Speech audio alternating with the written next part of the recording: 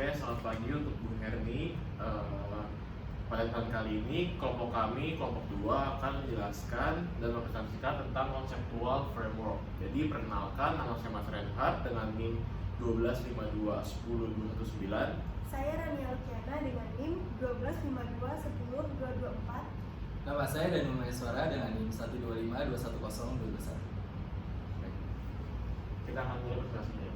Jadi yang pertama nih kita akan menjelaskan topik-topik yang akan kita bahas pada hari ini. Jadi yang pertama itu adalah pengertiannya, dan yang kedua kita lanjut dengan kerangka kerja konseptual. Yang ketiga ada tujuan pelaporan keuangan. Yang keempat ada konsep fundamental. Yang kelima ada unsur-unsur laporan keuangan. Yang keenam ada pengakuan dan pengukuran. Dan yang ketujuh dan yang terakhir adalah level kerangka konseptual akuntansi. Oke, kita masuk di yang pertama adalah pengertian kerangka konseptual. Jadi kerangka konseptual itu apa sih? Jadi adalah kerangka konseptual merupakan sistem yang berhubungan dengan tujuan dan konsep yang melandasi akuntansi yang bisa menurunkan standar yang konsisten dalam menggambarkan sifat, fungsi, dan keterbatasan akuntansi keuangan dan pelaporannya.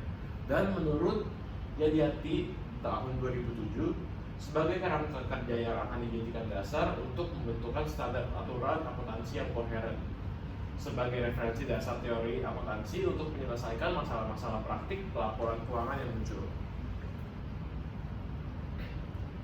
Oke, kita lanjut yang kedua ada kerangka kerja konseptual.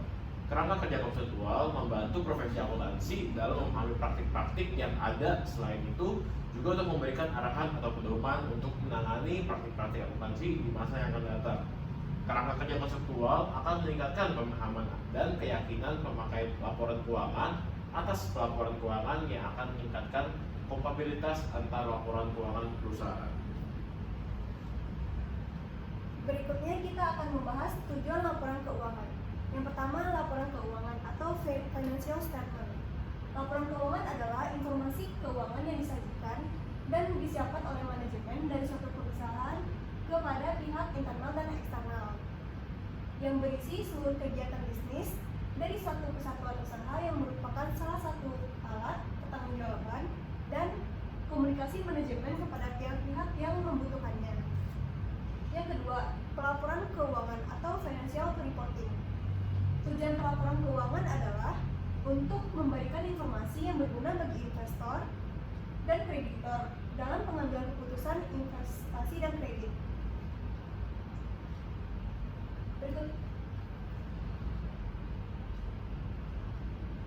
Berikutnya kita akan membahas konsep fundamental. Konsep yang memberikan petunjuk dalam memilih kejadian untuk dicatat. Yang pertama itu ada karakteristik kualitatif informasi akuntansi. Yang kedua itu relevan. Yang ketiga materialitas. Yang keempat dapat diandalkan. Yang kelima dapat dibandingkan. Yang keenam konservatif. Berikut penjelasannya. Yang pertama ada karakteristik kualitatif informasi akuntansi. Informasi akuntansi keuangan akan bermanfaat bagi para penggunanya baik pihak internal maupun eksternal perusahaan. Yang kedua relevan. Relevan artinya informasi tersebut dapat membantu dan memengaruhi dalam proses pengambilan keputusan.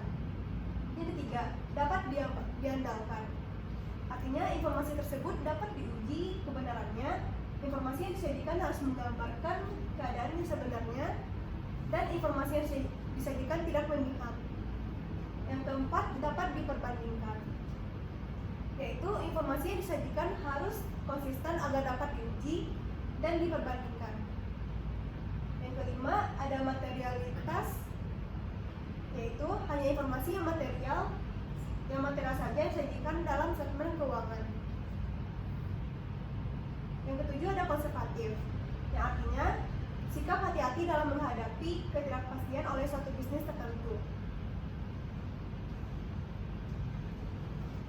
Unsur-unsur laporan keuangan di elemen of financial statement. Unsur-unsur laporan keuangan merupakan simbol-simbol makna yang merepresentasikan realitas kegiatan usaha, badan usaha, atau informasi semantik yang ingin disampaikan dalam laporan keuangan tersebut. Ada 10. Yang pertama adalah aktiva, yang kedua kewajiban, yang ketiga ekuitas, yang keempat investasi oleh pemilik, yang kelima distribusi kepada pemilik, Yang keenam laba komprehensif, yang ketujuh pendapatan, yang kedelapan beban, yang sembilan keuntungan, dan yang terakhir 10 adalah kerugian. Pengakuan dan pengukuran. Pengakuan atau recognition, proses pencatatan formal atau mencatat item-item tertentu ke dalam laporan keuangan atau beberapa jumlah rupiah. Suatu item harus dicatat dan diungkapkan dalam proses keuangan.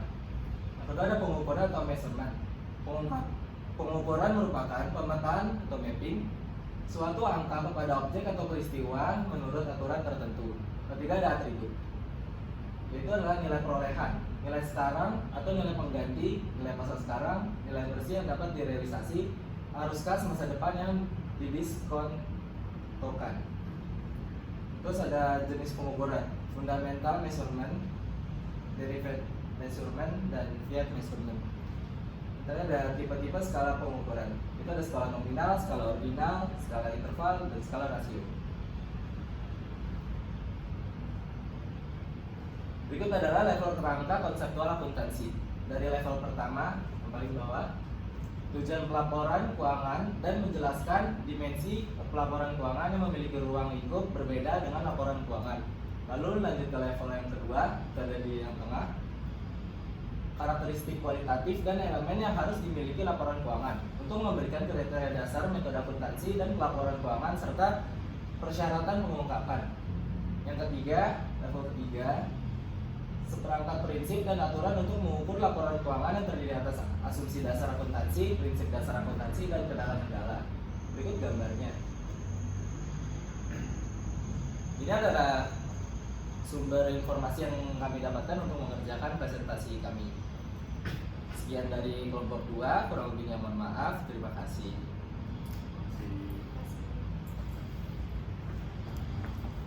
Oke,